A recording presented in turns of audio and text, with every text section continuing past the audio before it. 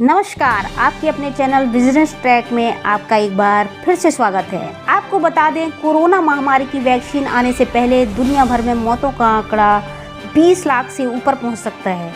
यह बात विश्व स्वास्थ्य संगठन WHO ने कही है। विश्व में कोरोना को लेकर हमारी माताएं अपनी जान के टुकड़े, अपने बच्चों के स्वास्थ्य को लेकर बेहद परेशान हैं। उनका कहना है कि हम अपने बच्चों को इस महामारी से कैसे बचाएं।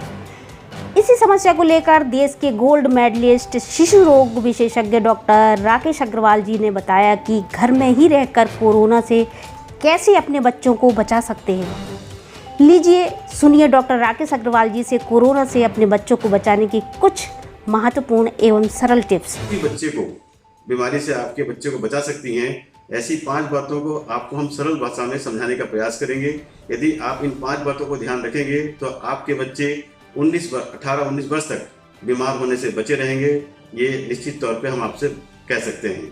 सबसे उसको हमने सरल भाषा में समझाने के लिए कोविड-19 का एक माध्यम बनाया है जिसमें आप आसानी से समझ सकते हैं। कोविड का पहला अक्षर C होता है जिसका मतलब होता है क्लीनलीनेस। आज क्लीनलीनेस पर सबसे ज़्यादा जोर दिया जा रहा है। यदि हम अपने हाथ सफाई से रखते हैं, किसी सोशल डिस्टेंसिंग को मेंटेन करते हैं, साफ सफाई का विशेष ध्यान रखते हैं, यह बात हर बीमारी में लागू होती है। कोई भी बीमारी होती है, चाहे वो सर्दी खांसी होती है, डायरिया होता है, टाइफाइड होता है, पीलिया होता है, ये सब बीमारियां एक दूसरे से संक्रमण के द्वारा ही फैलती हैं। तो हमको सफाई का विशेष ध्यान रखना है। हम सफाई का ध्यान रखते हैं तो हमारे बच्चे बीमार होने से काफ़ी हद तक बचे रहेंगे, जो सबसे ईजी होता है, सबसे सरल होता है। दूसरी बात होती है कि otherwise, O for otherwise. Otherwise का मतलब होता है कि हम किसी भी बीमारी के संदर्भ में किसी भी प्रकार के अंधविश्वास से हम बचें। होता है कि बच्चों में कोई बीमारी होती है, घर के, बुजुर्ग के, आसपास के, समाज के जो लोग कहते हैं कि यह इसकी वजह से हो गया है, और उस अंधविश्वास के वजह से हम काफ़ी कुछ अपने बीमारी को, बच्चे की बीमारी को बिगाड़ लेते हैं। हमको किसी प्रकार के अंधविश्वास पर विश्वास नहीं करना चाहिए, जागरूक होना चाहिए, और कोई भी बीमारी होती है उसको सही तरीके से तुरंत उपचार करने के बारे में हमको सोचना चाहिए। हम झाड़ फूक या किसी भी प्रकार के ऐसे कोई भी अंधविश्वास से हमको बचना चाहिए, नहीं तो बीमारी गंभीर स्थिति में पहुंचती है। तीसरी इंपॉर्टेंट बात होती है वैक्सीनेशन। वैक्सीनेशन का मतलब होता है टीकाकरण।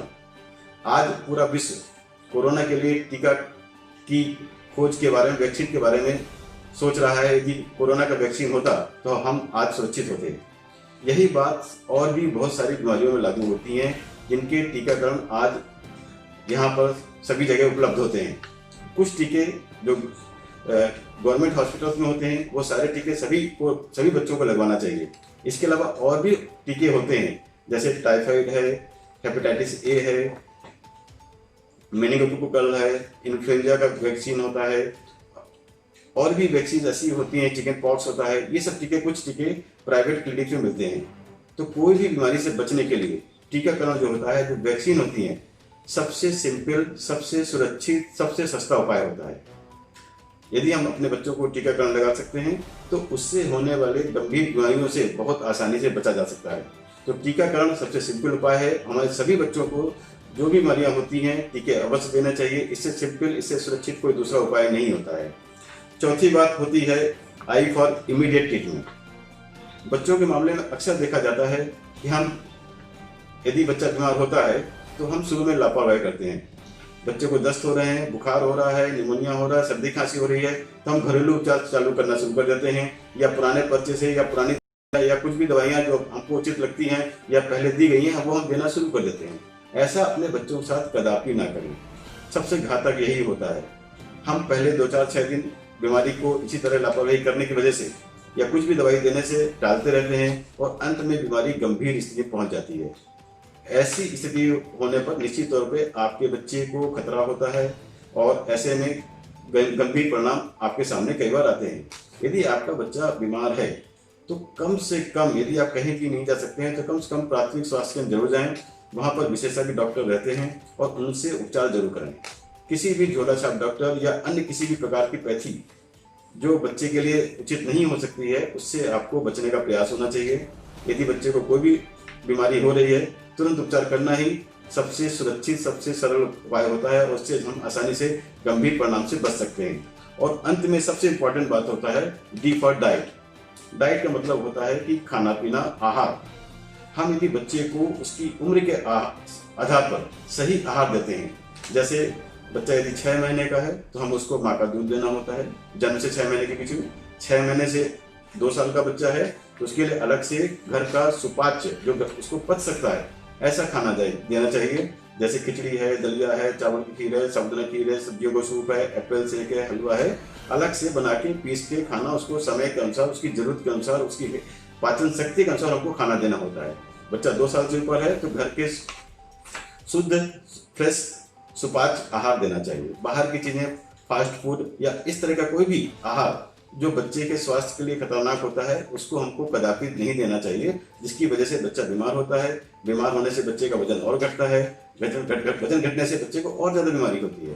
तो यदि हम इन 5 बातों को, जिसको हमने कोविड के संक्षिप्त भाषा में समझाने का प्रयास किया है, इन 5 बातों को यदि आप अपने बच्चों को जन्म से लेकर 18-19 साल तक ध्यान देते हैं तो निश्चित तौर पे आपको बच्चा स्वस्थ रहेगा, बीमारी से बचेगा और गंभीर परिणाम होने से आप बचेंगे। अभी आपने सुना डॉक्टर राकेश अग्रवाल जी से कोरोना से अपने बच्चों को कैसे बचाया जाए। इसी के साथ देश के लिए अच्छी खबर है, कोरोना वैक्सीन पर तेजी से काम हो रहा है। केंद्रीय स्वास्थ्य मंत्री डॉक्टर हर्षवर्धन ने मंगलवार को कहा कि उम्मीद है कि जैसे ही नया साल शुरू होगा देश में कोरोना की वैक्सीन उपलब्ध हो जाएगी, वह भी 1 से ज़्यादा सोर्स के जरिए। देश भर में इसके डिस्ट्रीब्यूशन की प्लानिंग पर काम शुरू हो गया है। उम्मीद है कि जुलाई 2021 तक हम देश में वैक्सीन के 40 से 50 करोड़ डोज मुहैया कराकर देश के 20 से 25 करोड़ लोगों को वैक्सीन दे सकेंगे। यदि आपने हमारे चैनल को अभी तक सब्सक्राइब नहीं किया है तो तुरंत सब्सक्राइब करें ताकि आप तक पहुँचे हमारी सारी खबरें सबसे पहले। जय हिंद, जय भारत।